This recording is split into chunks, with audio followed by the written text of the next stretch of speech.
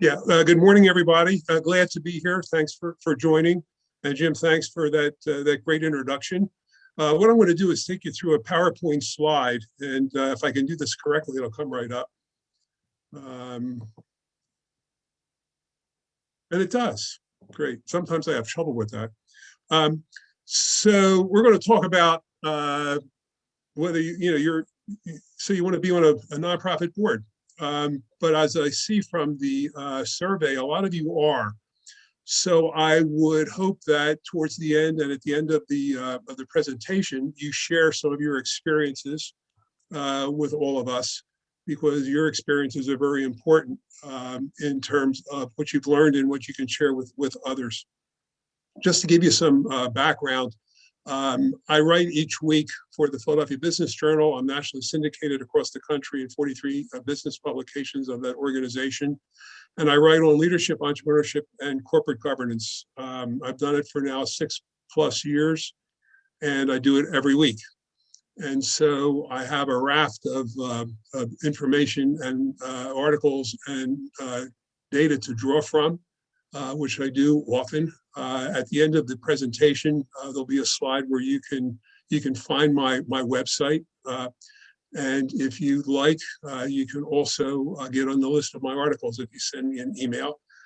This presentation will be shared with everyone after the event today, and so you'll have it for your reference.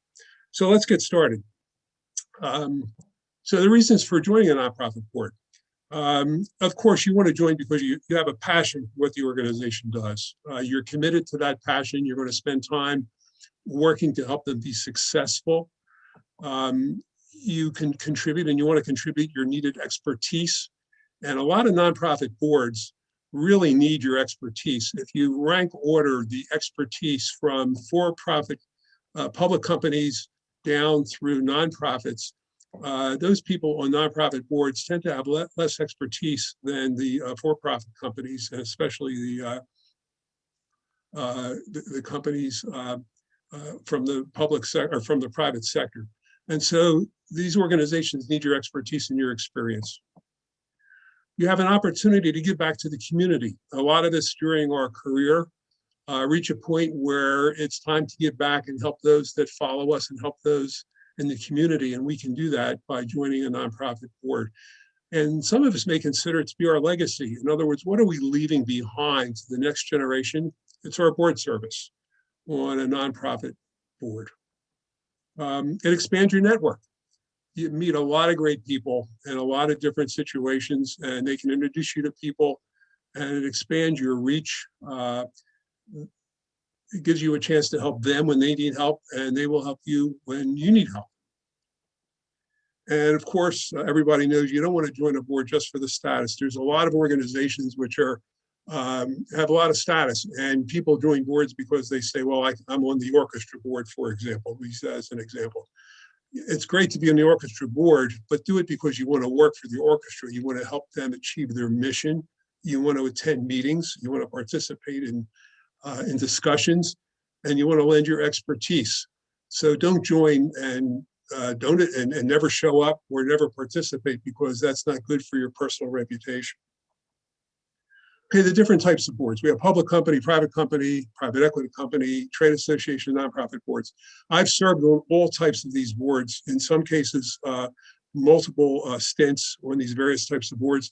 The nonprofit boards really range from educational institutions to cultural institutions to other types of organizations. So there's a wide range of boards that you can join in the nonprofit area. There's one thing that's common among all boards, and that's fiduciary responsibilities. Doesn't matter what kind of board you join, you have a fiduciary responsibility in the following areas. One is duty of care. You need to act in the best interest of the organization, which means every decision is for the organization, not for you. It's not for the board. It's not for anybody but the organization. In a lot of cases, people who serve on boards will make a decision based upon what's good for them.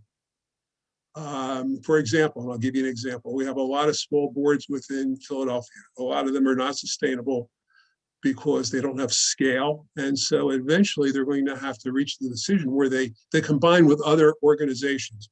Well, maybe the director doesn't want to lose their directorship because that's what they do. I mean, that's their life. You can't make the decision based upon that. You have to do what's best for the organization. You have a duty of loyalty. You have to act in good faith and avoid conflict of interest. Conflict of interest is something that I constantly, and my fellow board members constantly worry about. We're constantly disclosing possible conflicts of interest on our disclosure forms. We constantly recuse ourselves when the discussion may involve us or involve something that we touch, or it may involve another organization that we're on where there's a possible conflict. It's best to disclose and recuse yourself rather than not doing so, because later on, if there's a lawsuit and they check the minutes, the plaintiff checks the minutes and you didn't recuse yourself, you could be in trouble. So you always want to worry about conflict of interest, and you always want to act in good faith. There's a duty of obedience. You want to ensure the organization follows regulations and doesn't engage in illegal activities. The one example I use for this is one that you probably recognize. A number of years ago, Volkswagen was caught cheating on their diesel emissions tests to pass the EPA diesel emission requirements. And at first they denied it, and they finally were caught. And the CEO of Volkswagen back in Germany, because he knew about this, and this was a worldwide problem. Once they found out in the United States, it was a worldwide, they found out that the problem existed around the world. He went to jail. He went to jail because he didn't have the right tone at the top and the right culture, and he knew what was going on, and he let it happen. And so you need to hold the CEO accountable for tone at the top and culture. We're going to talk about that a couple of slides down. But you have a duty of obedience to make sure the organization doesn't do anything which brings harms to its reputation or to your personal reputation or to the other members of your board. Okay, what do effective directors do? Well, they have a high degree of both IQ and EQ. You need emotional intelligence because you're going to be dealing with a bunch of people around the table that have high egos. They usually run big organizations or they're service providers where they're very, very influential, and you have to deal with them and get things done. So you need to know how to deal with these folks. And you know, in the job market, IQ gets you the job, but EQ lets you rise up through the organization with promotions. That's pretty well documented. So you need to have EQ as well as IQ. You need to bring your expertise and your experience. If you can't bring expertise and experience, it really reduces your level of usefulness to the board. And so you want to apply that. And of course, you can apply expertise and experience across a number of disciplines and a number of issues. It doesn't have to be your industry. You can join the board of an organization that's outside of your industry. But the expertise and experience you have will help them resolve their issues and move forward. Effective directors can make introductions to the CEO. So, you know, one of the reasons why people bring directors on is for their time, treasure, and talent. Well, their connections are very important. So you're constantly making connections and introducing your CEO to others that might help the organization move forward. You have your own network, and it could be beneficial to the organization. And you know how to raise uncomfortable questions at the board, and you remind the CEO of the brutal facts of reality. I do a lot of writing on these two issues, and so many times that issues crop up or become a problem because people are afraid of raising uncomfortable issues at the board level, and the CEO doesn't see the brutal facts of their reality or their organization's reality. And it's just so important. And so every year I write an article on the Challenger disaster around the anniversary of the disaster back some 35 years ago, whereby the engineers who designed the solid rocket booster O-rings designed the O-rings for a temperature of 57 degrees. it's going to be launched the space shuttle is going to be launched in Florida. It's warm weather. And so they designed it for 57 degrees. Well, NASA wanted to launch the shuttle in a temperature that was 28 degrees. The engineers warned NASA not to do so because the O-rings would become brittle and they would leak fuel and it would cause a massive disaster, which is exactly what happened. Well, NASA didn't listen. They didn't listen to the experts and they didn't recognize the brutal facts of reality. There are two iconic quotes made by NASA and NASA management, which is really all over the literature and the history of this. One of them said, "I am appalled, Thiokol." Thiokol is the company that designed the O-rings. "I'm appalled, Thiokol, that you don't want us to launch in cold weather conditions." Another one said, "Thiokol, do you want me to wait till April to launch?"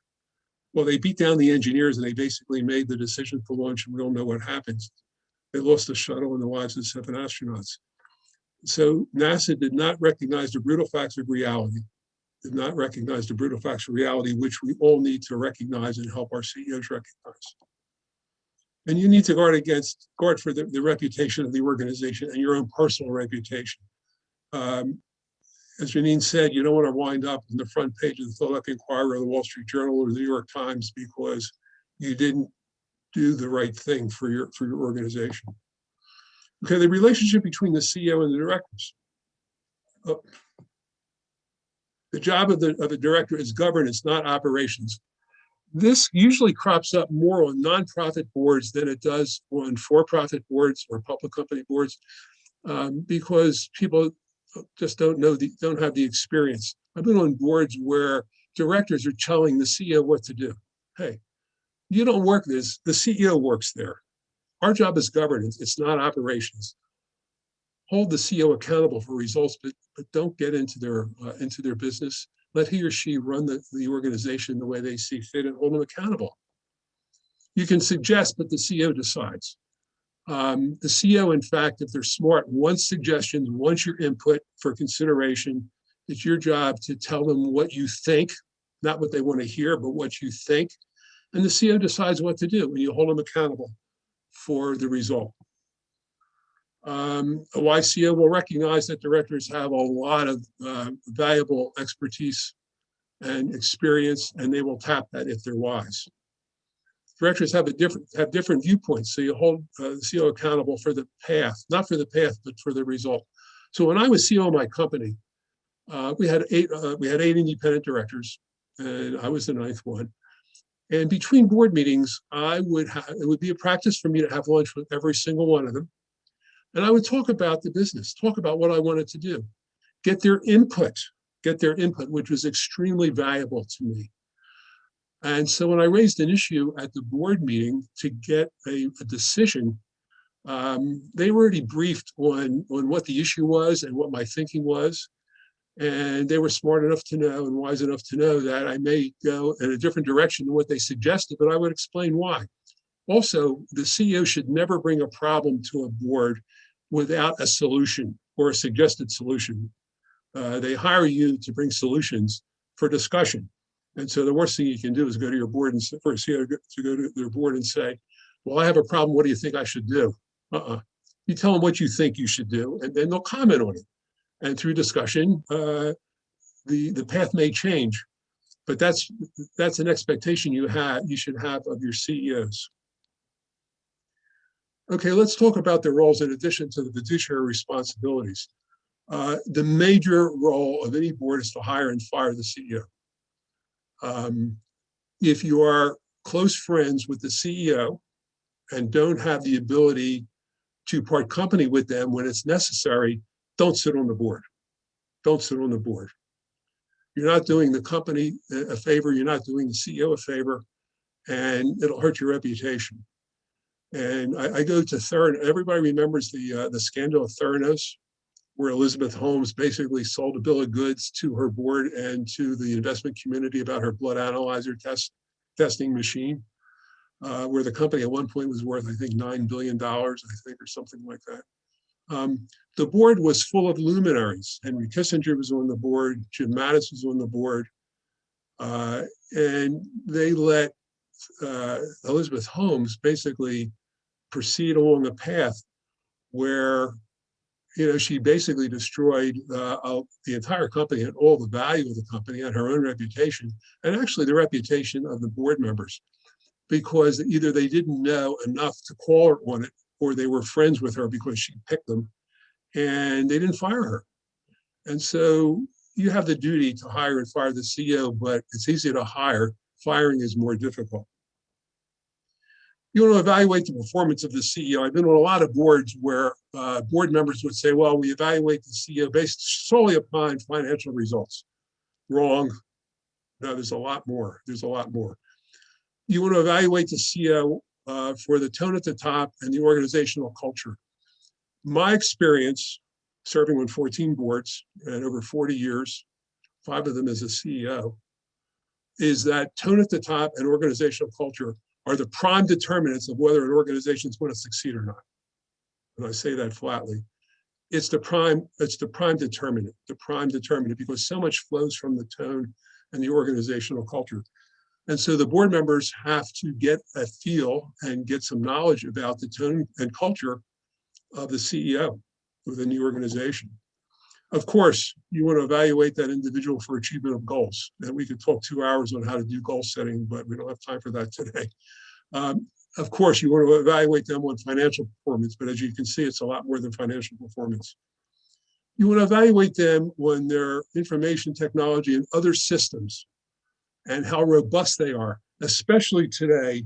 And you've all heard of the global SolarWinds hack that occurred within the last 2 weeks, where organizations across the globe were hacked by probably players in Russia or China or perhaps elsewhere. And so the CEO is responsible for protecting the asset of the company, which is this information technology infrastructure. And so you need to hold them accountable for that and ask questions about where they are and talk with the leader of the information technology group within the company to make sure that person is of proper knowledge and experience to do the job. You have to hold them accountable for the reaction to hotline reports, including tyrants and unethical and illegal behavior. And I put this up because of an experience I had in my career when I worked for a tyrant. This guy was absolutely horrible. He would yell and scream, micromanage people, put people down in public, do everything that a leader should not do, everything a leader should not do. Well, I eventually got promoted to be his peer when I went to Canada as president of our Canadian operation. So I was his peer. So I was no longer reporting to him, thank God. Well, 3 years later, I came back as his boss, and he was continuing to do what he did when I worked for him, and I fired him. I fired the guy. I held the CEO accountable for not firing him for years because he literally destroyed the largest division of the company. We were not growing. People were coward. They were not making decisions. And it took me, I found the very best leader within the company. I didn't have time to go outside to lead that organization. And within 6 months, he had people making decisions again. And guess what? The organization, his division started to grow. And so bad leadership can really hurt an organization. And it's up to the CEO to get rid of that individual. And it's up to the board to ensure that the CEO does that. So I have a habit of sitting on every audit committee of every board I serve on. Not because I like to review 10Ks and 2Qs and go through the minutia. I want to hear the hotline reports that come in, and I want to make sure the CEO is doing something about a report about a tyrant or somebody certainly that's practicing unethical, illegal behavior. So that's kind of my role, and it's because of my experience, which I think really affected me. You can see the way I talk about this, my passion's moved up a little bit.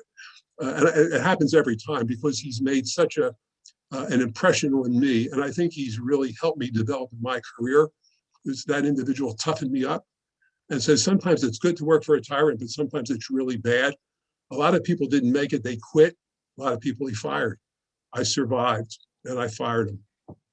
Had I left the company, the company would have been deprived of a future CEO that took earnings from $14 million to $43 million during the 5 years of 9/11 and a horrible recession in 2002.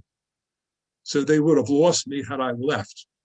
So by keeping a tyrant in place and not having the board hold the CEO accountable, you could be losing somebody that could do real well for the company as a future leader of the company. You want to develop future leaders. This is the job of every CEO, and it's the job of every board to sit with the CEO and review the leadership that he's developing and what the plans are if somebody were to get promoted or leave the company or unfortunately get hit by a bus. And so the board has to hold the CEO accountable for development of future leaders. Okay, let's talk about the role of the board in terms of developing the strategic plan. I threw this slide in here because this is a great discussion by many, many people. A lot of people think that the role of the board is to develop the strategic plan. That's wrong. It's the role of the CEO to propose the strategic plan and direction, and the board to react, ask questions, and stimulate thought. So it's not the job of the board to develop the strategic plan. The CEO and his people develop, or her people develop the strategic plan. And so it must be owned by those who will execute it. The board doesn't execute the strategic plan. The CEO and his or her staff execute it. So they need to own it. And so the board, if the board develops it, they can't hold management accountable if it's the board's plan. So our job as board members is to stimulate thought, ask questions, and help form the strategic plan, but not write the strategic plan. Okay, let's talk about some other issues, about expectations, financial expectations. You will be expected to make a financial commitment for both the annual fund and the capital campaign. On some boards, they ask you that their organization be in the top 3 philanthropic priorities. Some do, some don't. There are unplanned project fundraisings that come along. It happened yesterday at the Drexel board meeting. All of a sudden, the head of IA announces that we want to raise money for scholarships, and he needs 100% board participation so we can use that to go outside and get third parties to commit to the project, to the funding project, because a lot of people won't commit to give funds or to make gifts if the board's not 100% on board. So you have to expect that this is going to happen. They're just unplanned, and you have to be able to participate. And this is kind of the joke around the boards that I'm on. Unlike for-profit boards, you pay them, they don't pay you. And so you're giving a ton of time with respect to your expertise, your experience, and your treasure, the amount of money and gifts that you give to the organization. But you do so willingly because you're so committed to the mission of the organization and you want it to be successful. Okay, let's talk about scandals. Within the last 10 years, there's been 3 in Philadelphia. Philadelphia Housing Authority scandal 2010, Parking Authority in 2016, and Museum of Art in 2018. All 3 of them have 2 things in common. All 3 of them were brought about by hostile work environment and sexual harassment, and the fact that they didn't have hotlines in place. In the terms of the Housing Authority, everybody remembers Carl Green. He was sued by a number of his employees, female employees. He paid them off so the suits would go away. He never reported it to the board, and he didn't take it to the board for approval, which he had to do. And the staff of the Housing Authority let him get away with it. The GC, General Counsel, let him get away with that. Well, eventually he was fired. But the board was clueless because they didn't check up and they didn't have systems in place to find out what was going on. At the time, it hurt the, it hurt the reputation of the Housing Authority. It certainly hurt Carl Green's reputation, and it tarnished the reputation of the board members. Parking Authority, 2016, Vince Fennedy, who was the executive director, was found to was accused of sexually harassing one of his employees. His board, rather than fire him, they basically took away some of his responsibilities, but they kept him on board, and they made him pay the $30,000 back to the organization, which he used to defend himself in the lawsuit. He had to pay that personally. Well, a couple of weeks later, they found out that he was also accused in 2006 10 years before of sexually harassing an employee. So eventually they fired him. Well, I mean, the employees of your company are watching what the board does. And if the board doesn't do the right thing, the employees lose faith in the board of directors. And you don't want the employees to lose faith in what you do. You want them to have faith in what you do because you want to do the right thing and they want to know that you're doing the right thing. Philadelphia Museum of Art, similar situation. A high-level executive was accused of sexual harassment. He quietly left and got a really great job at a museum in Buffalo. I guess the Buffalo people didn't do any due diligence on this individual. But to the credit of the board, they brought in an outside consultant, a law firm, to do a climate assessment, which was the right thing to do to figure out where they were with respect to the climate and how people view the organization. And they published it. They made it public. But unfortunately, a union came in and unionized the employees of the Museum of Art.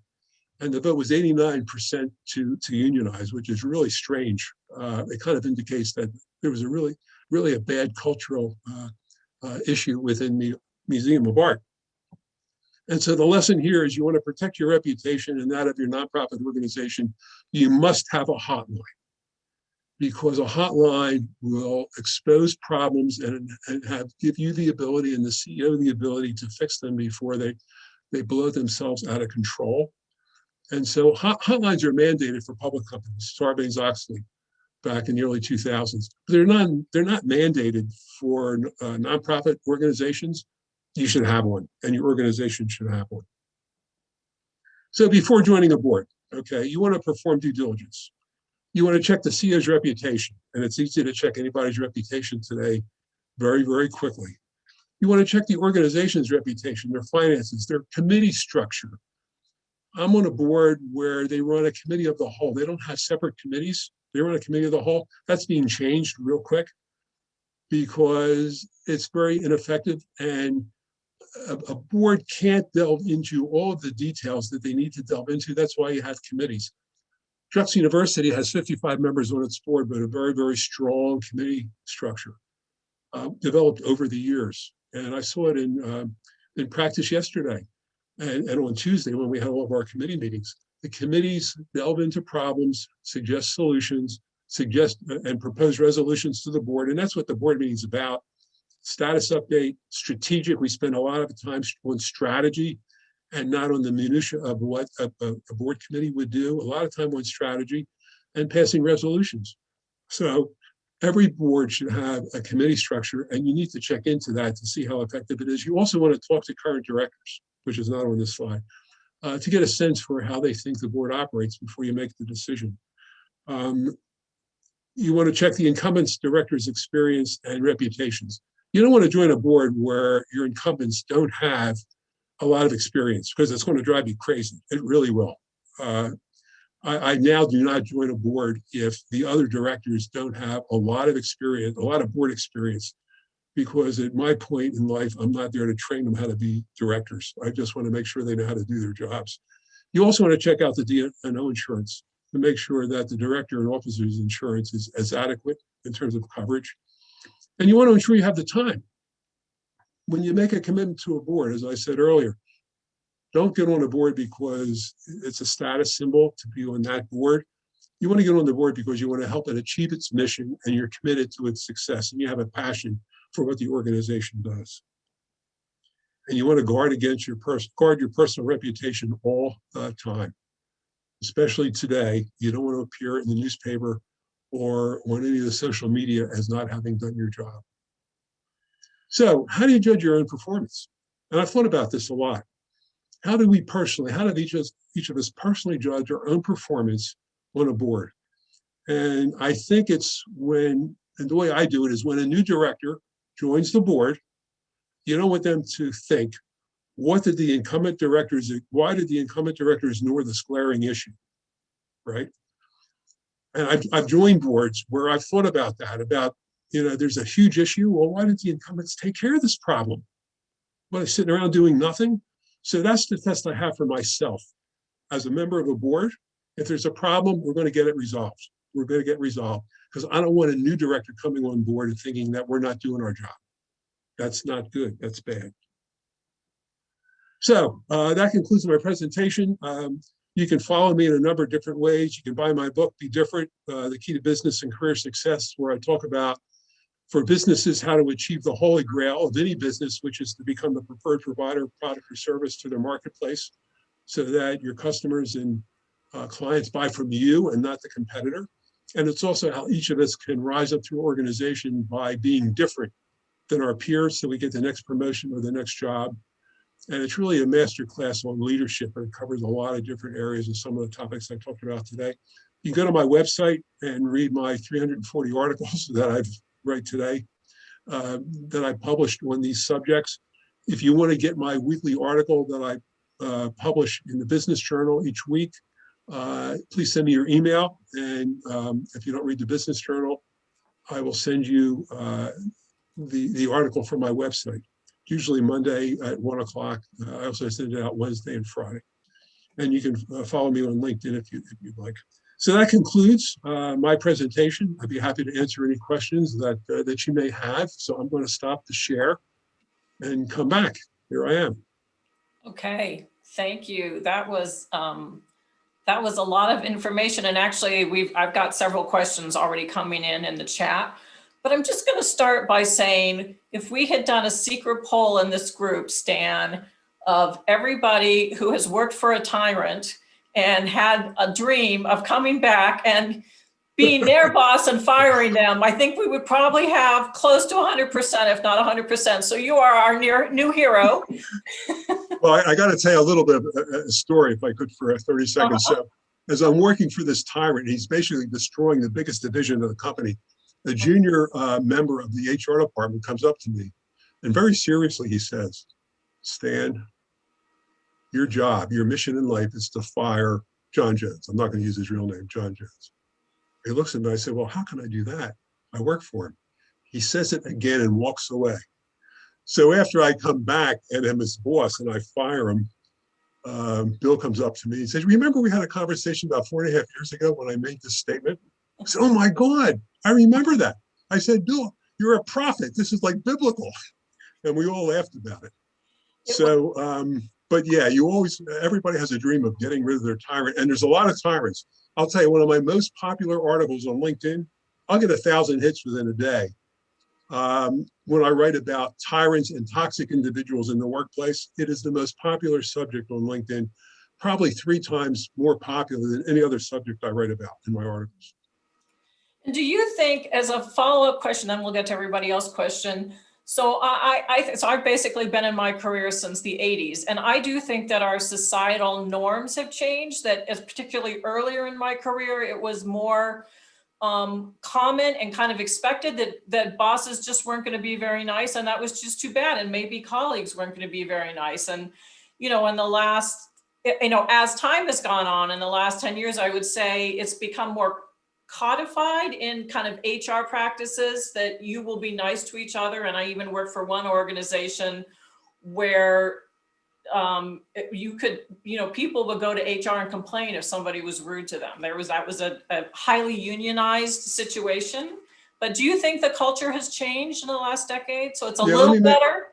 Let me make a couple comments. I think the culture has changed because it's easier to find out about tyrants because of social media. People are very free to talk about what they want to talk about. But the problem is that some people are just that way. People are just that way. They're tyrants. They lack emotional intelligence. And I have a couple articles on that where I get a huge number of hits also when I write about emotional intelligence and on LinkedIn. And people are more free to talk about it when they can. We have 360-degree reviews now. Yeah. Where 10, 20 years ago, we didn't have that. And so you can report out on an individual if they're a tyrant. We have hotlines, so you get reported up. But the problem is that they're still in positions of power. Yeah. But I'll tell you, my experience, and I'm a student of leadership, as you can probably tell. I study hundreds and hundreds, maybe thousands of leaders. I read about them all the time. Leaders who are tyrants always crash and burn eventually. They never make it. The organization spits them out. They crash and burn, and they should. They should, because they destroy organizations. They destroy organizations. And because of my experience, and you can see every time I talk about this, my passion goes up. I'm sorry, folks, but that's the way I am, right? This guy really did a job on me, right? And I think it's going to get better, but it's never going to be what it needs to be. We're always going to have people who think that the best way to manage is by just beating the crap out of people. Yeah, yeah. Well, okay, so this leads as it happens, very nicely into our first question from Bob Merkel, who wrote it, 15 minutes ago when you were in that section of your presentation, about asking for more details on how as a board member, you evaluate the tone and culture at the top of an organization. That's a great question. Well, first of all, you need to get to know the people just below the CEO. You need to get to them, and you need to get the people below them known. And so it's okay to talk with these folks. You just tell the CEO that you're talking to X, Y, and Z. And in some organizations, the CEO is free. He'll say, talk to whoever you want. You don't even have to tell me. That individual will tell me what's going on. When I was CEO, I let our board members talk to anybody they wanted in the organization, anybody at all. I don't care what they said. If they said bad things or good things, I didn't care. I could take care of it, but I had the confidence to know that the people in my organization would say, number one, what they believe. And I myself was under a 360 evaluation. When I became CEO, I actually brought 360 into my company a number of years before I became CEO. And so when I became CEO, I demanded, and I really asked my board, my chairman, to put me through the same process. And so they would talk to a whole bunch of people about my leadership style, about my ethics, about my integrity, about doing the right thing. And I would get an evaluation by the board on where I was, and it helped me become a better leader. And so you need CEOs that are very confident in themselves to do that. There are a lot of CEOs where they don't want the board members talking to anybody. That's a big mistake. That's a really bad danger sign. And so to get to the answer to your question is, you can sense and tell what the culture and the tone is by talking to people. Yeah. And that's what you got to do. You got to talk to people. And ideally, you'll have a CEO that has the self-confidence to allow that to happen. I did. And actually, when I became CEO, which is a whole nother story, I told in my first board meeting, I said, look, I am honored and humbled that you chose me to be your CEO. If you ever reach a point that you don't think I'm doing my job, fire me. I'm out of here, because I'm not doing you or the organization any good or myself any good. So I want you to agree to that, and they did. Now that didn't happen, as I was driving earnings from 14 million to 43 million in the 5 years I was CEO. And by the way, I didn't do that. Let me correct that. The people around the world, we operated in 19 countries with 56 plants. I did not drive earnings during those 5 years. I did a couple things: tone at the top, the right culture, pick the right people reporting to me, cut them loose, and have them do their thing. That's all I did. That's all. I walked around and talked to people, but I didn't make any big decisions about we had 8 businesses within our company. I didn't make business decisions. That's the people who we hired to do that. Tone at the top, culture, picking the right people, okay, and just talking to people about where our strategies are going and what our objectives are. And it worked real well, obviously. Yeah. Okay. Great. All right. So there's a bunch of questions kind of about planning and just planning and goals. So I may try to combine them, but they're all slightly a little different so far. So Pam Ciplo with a great photo. Curious about goal setting for executive directors and boards, and wants to understand a bit more about how that works. Wait, did I ask that right? Curious about goal setting for executive directors and boards for 501c3s, and to understand a bit more about how that works. Okay, well, let me talk about my own CEO experience, because that's where my goal setting experience was formulated. And so I have a policy which some people don't agree with, but a lot of people do. You want to under promise and overperform. First of all, it makes the board meetings a lot shorter, and people feel good underneath you that they're exceeding their goals and they're blowing it away. Um, and uh, and so I'll use an example. And let me say this, we would discuss the probability of success of achieving the financial goal, for example.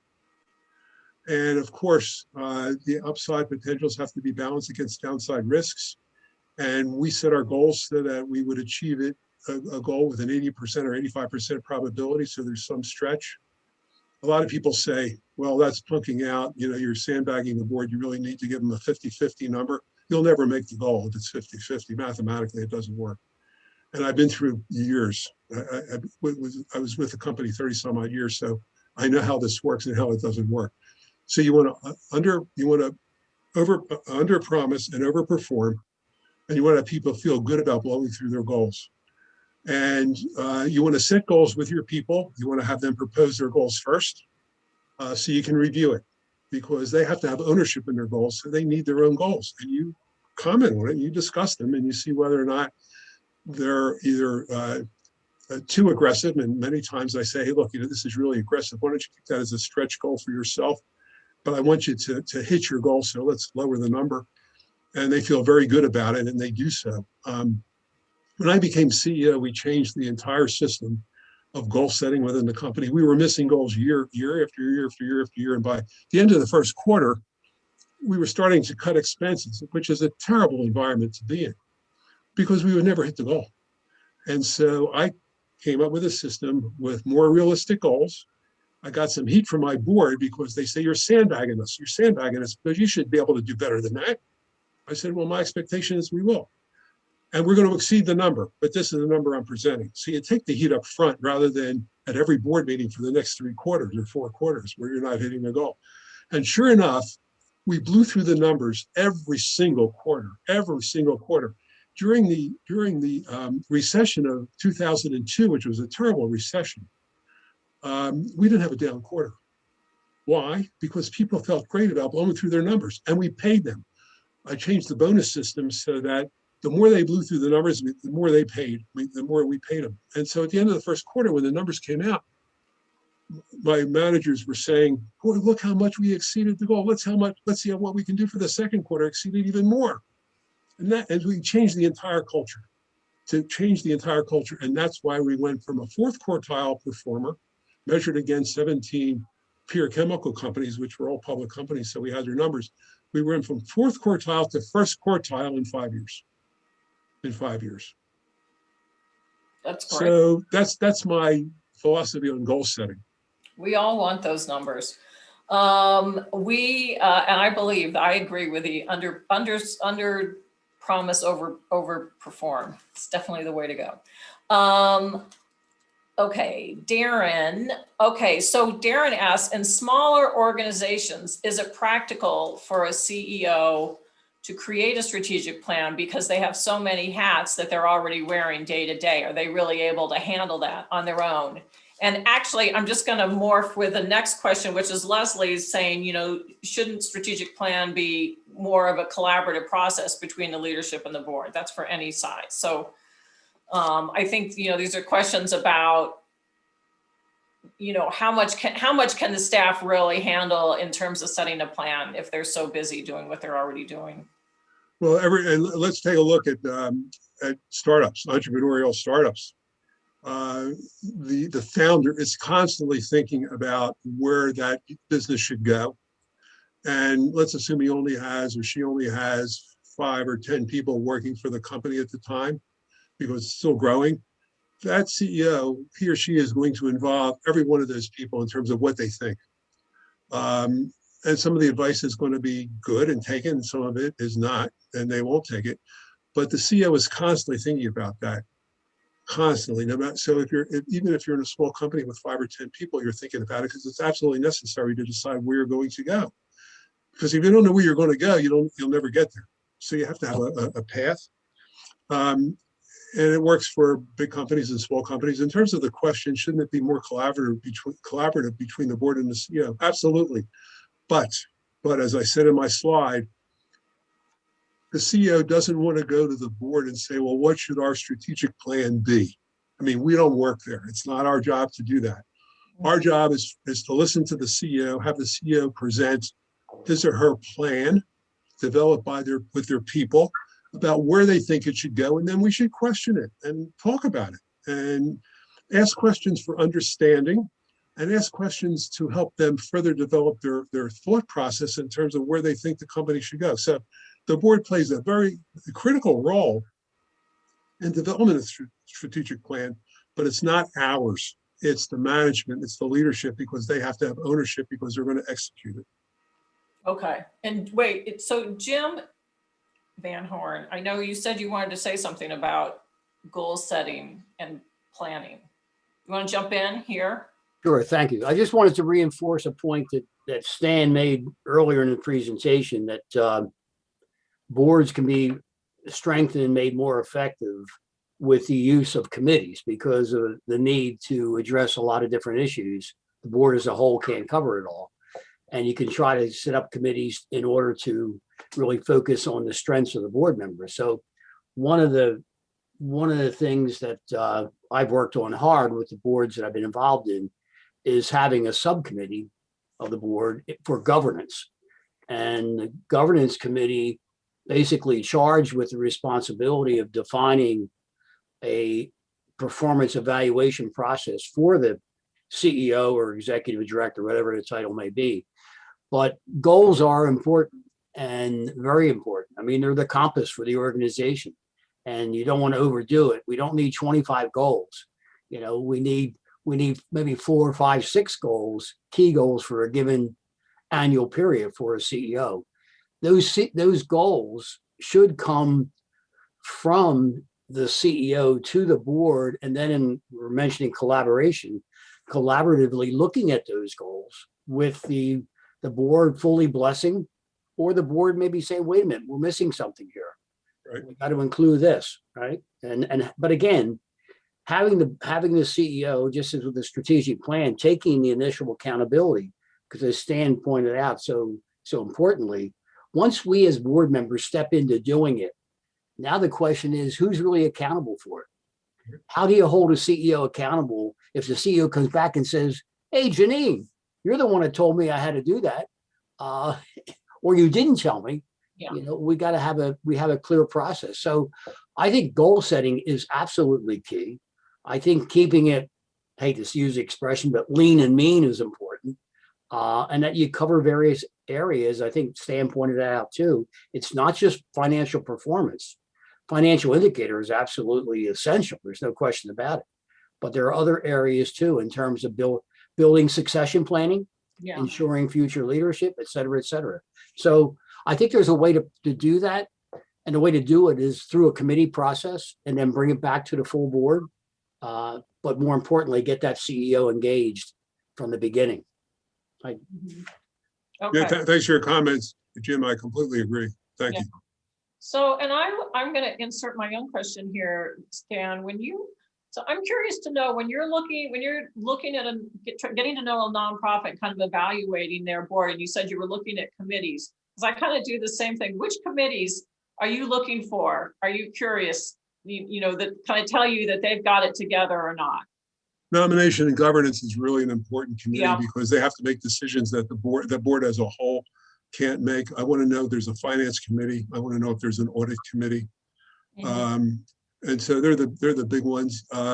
Depending on the size of the organization, I want to know about the HR committee, HR compensation committee, how they determine how they're going to pay their people, what their policies are.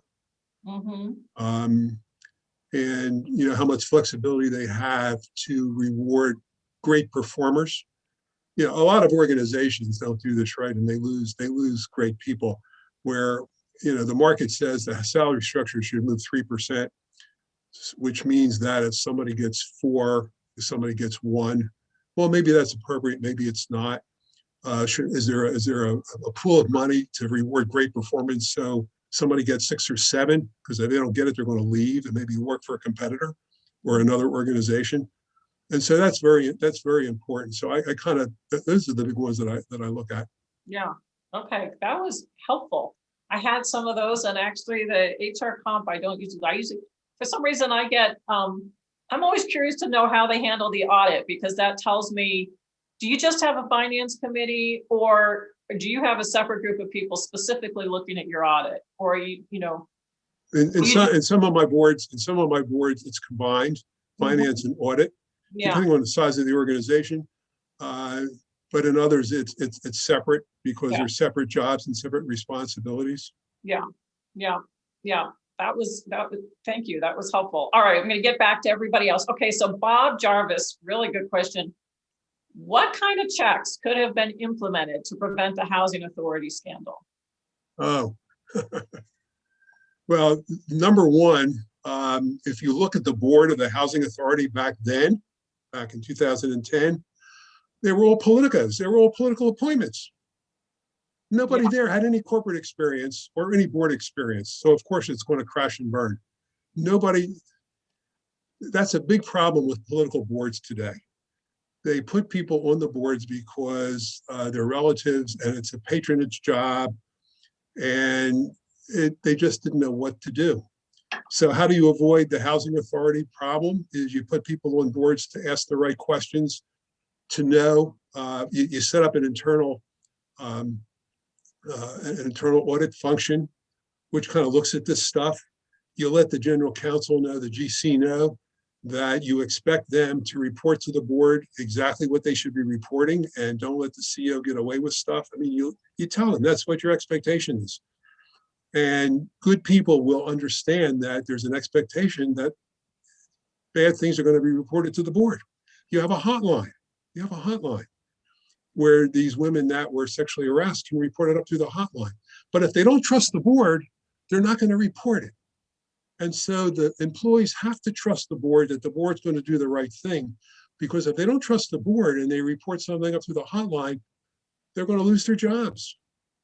And in fact, a great example of this, probably one of the, I wrote a lot about the Wells Fargo scandal a couple of years ago. Where the people in the bank branches were being told to set up phony accounts to drive. That was one of the metrics to drive bonuses, the number of accounts that were set up. So they were driven and told to set up phony accounts without customers knowing it. And a lot of them went to the ethics hotline of Wells Fargo and reported it. The board did nothing about it. And 6 of those people got fired for reporting on a hotline. Quite frankly, that's a criminal offense. The people that nobody's been thrown in jail yet, but that kind of makes me angry that they're not. How do you expect the hotline to work when people get fired by reporting bad things to the hotline? Yeah. And this is Wells Fargo. And if you can't trust your bank, who can you trust, right? Who can you trust? And so that entire board's been replaced. Yeah. And quite frankly, I think they were derelict in their duty by firing people. And the person that the HR, whoever fired those individuals should go to jail. Quite frankly, they should go to jail. Yeah. Very strongly about that, as you can tell. Yes, well, you make a good point. So related to hotline, so Bob Cahill, who's now sitting in front of his vineyard, he's changed his photo for us, asked how a small nonprofit, advice for a small nonprofit implementing a hotline. Well, it's easy to do. Of course, if you're 2 or 3 people, maybe you don't do it because it depends. You have to decide. The board has to decide whether it's appropriate or not. But you can go to a third party outside provider. There's a lot of them, and they set up the hotline where the individual reports to the third party provider. And if it's about the problem about the CEO, that report goes right to the chairman of the board. If it's about an employee below the CEO, it goes to the chairman of the board or the head of the audit committee and the CEO. And so it's easy to do. It's not, and they're not expensive at all. I've sat on a lot of nonprofit boards where I was chair of the audit committee, and when the reports came in, we immediately addressed the problem, and we prevented ourselves from appearing on the front page of the newspapers or on social media. because we immediately address the problem. We immediately address the problem. So Yeah. you can do it no matter what size the organization is. Yeah, okay, all right, great. And then, so Lou asks, this is a good question. In small nonprofits, embezzlement appears to happen far too often. Please comment on what you see as the best practices for a board to avoid the little league treasurer issuing checks to fake vendors and contractors. You have to have two signatures on the check. They have to be independent people. Yeah. And that prevents, well, it doesn't actually prevent it, it still happens. Yeah. But at least you reduce and you also make sure your auditors check exactly, they do an audit and they check what's going on to make sure that if a vendor's being paid, it's an appropriate vendor and it's not somebody's brother or sister-in-law, you know? Mm-hmm. Mm-hmm.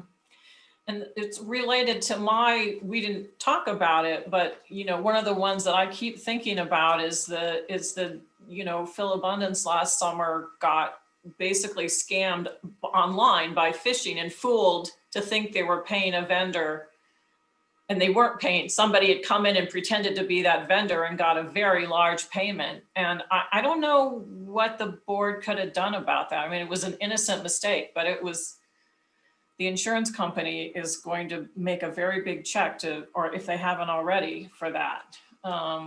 Well, you need to hire people that have good critical judgment and common sense. Yeah. So that even if they're innocent and they see something that doesn't look right, they stop and not pay the person, but they check it out. Yeah. You also have to have procedures in place. Every audit company will help you put in place procedures to minimize that kind of problem, even though you're not going to destroy it 100%. It's still going to happen, but you can really, really minimize it. But there are professionals out there in audit firms that can help set you up so that it doesn't happen. But you always want to hire people with common sense and good critical judgment, which is a whole nother topic. We could talk for an hour. Right. I think you could do some speaking for our HR and human capital management groups, Stan. You've got a lot to say on that topic. All right, so Sharon, this is actually a really good question because I also have seen this. I agree with this, Sharon. I've seen instances where board members have resigned their seats to become executive staff members on the payroll. Are there any liabilities in these instances? This is a situation where a board member becomes an employee. They leave. Well, that happens. That happens a lot. And when the situation calls for it, especially when the CEO leaves or is terminated. Yeah. And the best person the board feels to fill that role on an interim basis until they can hire a permanent CEO is to take one of the board members and make them interim CEO and they become an employee. So that happens and is common to a certain extent. But obviously you're not going to promote somebody to that position if you feel they don't have a good reputation and they're going to do badly for the organization. And I've also seen it happen where the board member remains a board member, but goes on and becomes the interim CEO. Well, usually CEOs are always board members, but they're not independent. They're not independent. They go from independent status to being an insider. Right. And so they're treated in a certain way in certain situations. Yeah. Yeah. Okay. Good point. I remember that now. There. Okay. So, okay, let me look through this list. All right. So Paula, Paula, if you're here somewhere, I don't see you right now. Yes, I am here. You are. Did your question get answered? So you asked about the preferred method of evaluating an organization's culture. Do you still have a question about that, or did it get answered from Bob Markle's question at the top? I don't think so. Okay, about evaluating. Okay, so preferred method for evaluating organizations' culture. So you talked, Stan, about talking to people, really making sure you're talking to the next level down, getting 360 evaluations done.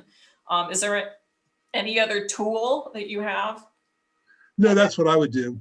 Yeah. I would just talk with the people in the organization because they're the ones that really know about the culture and tone at the top, and nobody else does. And as I said before, if the CEO prohibits directors from talking to their people, or actually people from talking to directors, that's a real bad sign. That's a really, really bad sign. Yeah. if the directors are being cut off from the rest of the staff. Right. Directors can't be cut off from the staff. I mean, that's part of their job, is to understand what's going on. Yeah. And nobody, as a director, you don't tell anybody what to do. You just listen a lot. You just ask questions and listen. Mhm, mhm. Actually, the CEO should be down below their direct reports, talking with people throughout the organization, not telling them what to do because that violates the chain of command, but just asking them what they're doing and what's going on, and just listening. And believe me, people will love to have the opportunity to talk with the CEO. Yeah. They'll just talk and talk and talk. And the CEO just listens and decides whether or not that's actionable in some way or not. But you never tell somebody what to do. That violates the chain of command.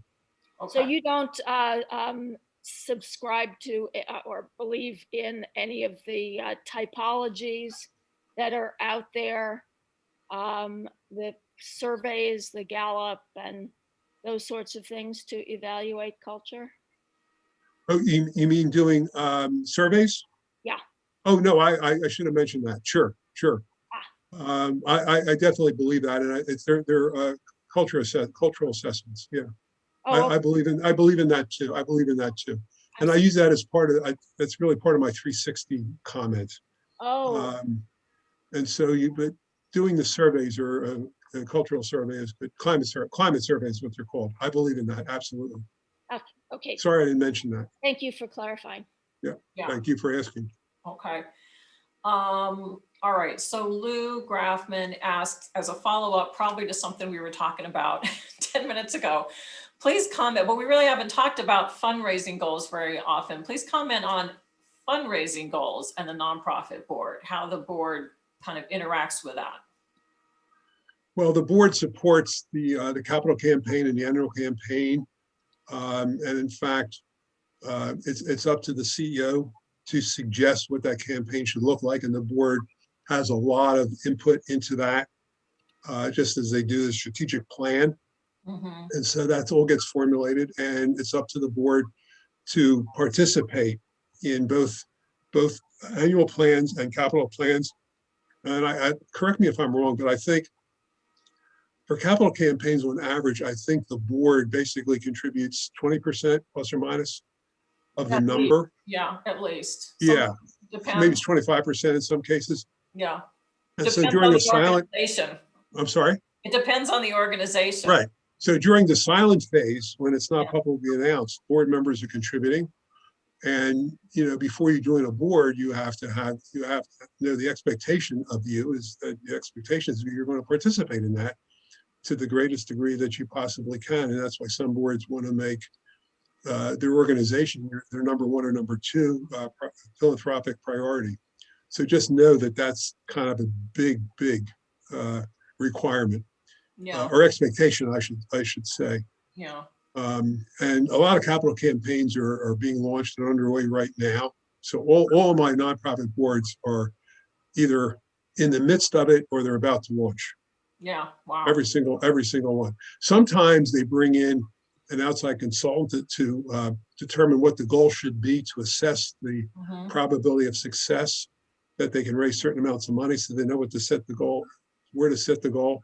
So depending upon the size of the organization and their ability to pay an outside consultant, that may or may not be appropriate. But it's a big industry. Fundraising is a huge industry. Mhm.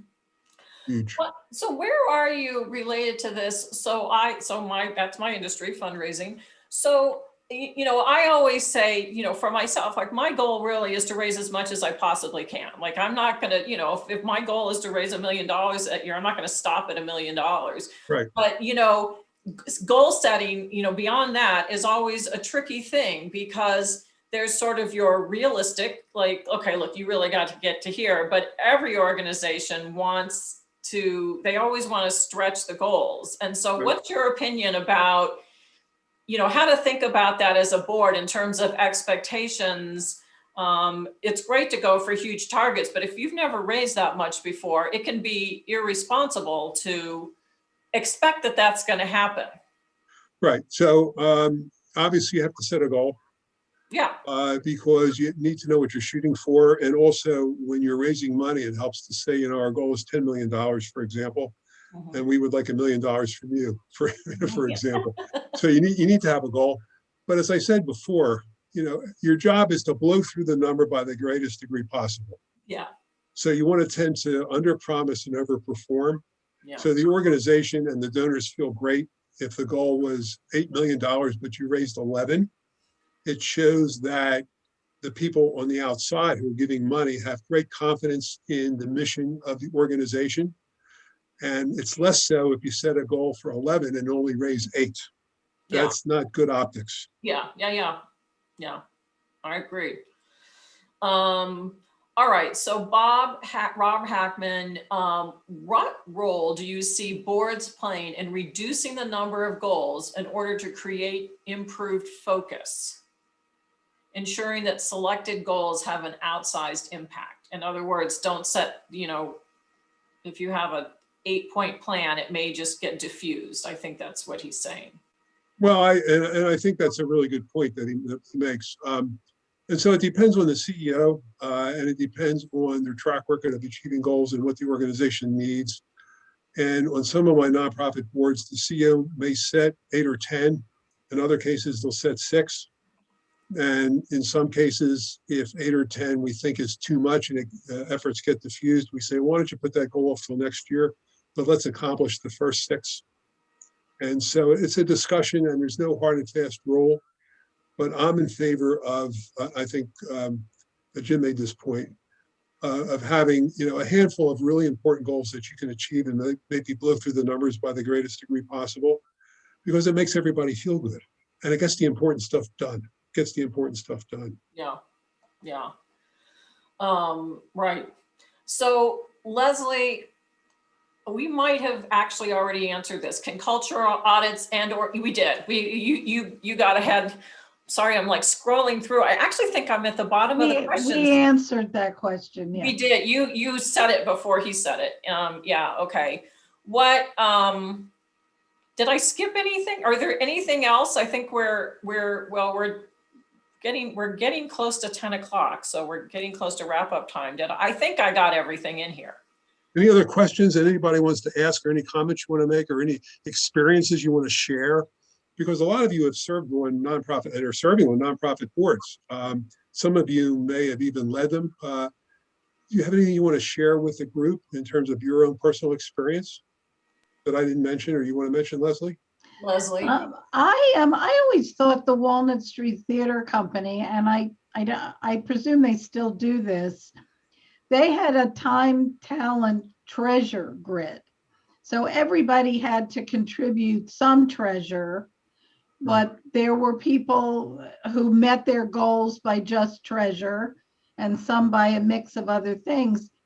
I always thought, and it was very transparent, so I didn't get upset because Susan over here wasn't doing as much work as me.